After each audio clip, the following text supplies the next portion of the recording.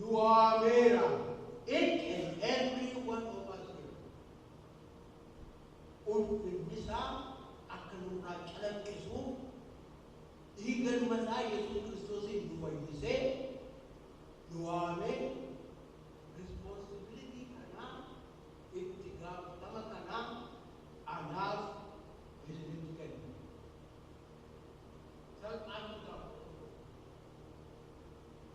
akan moto itu kanne to lakaya akan moto taat to lakaya ulfinua iyo disentuka disentukan gereja Kristen kursa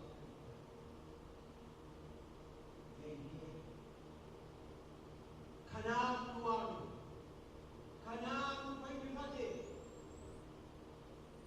gaung masa panjung masa kalap seru Gudinasa ulfinasa kamulimno kanang tuan ake ka adda ake ka grab hingkatwa kayo anak ni ulfinua ulfinasa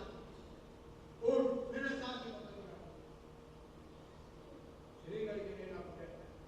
Bila pa, ulfinawa kayo ang bukan nandiyaw, Kristo isalukhes sa grato. Kanang nutibatu ulfinawa kayo dito. Batu ulfinawa kayo. The carriers of the glory of God.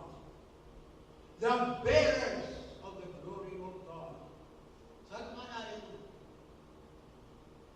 Kristianuma amanti adegja pinjilapa ke sejumara adeg. Wah ayo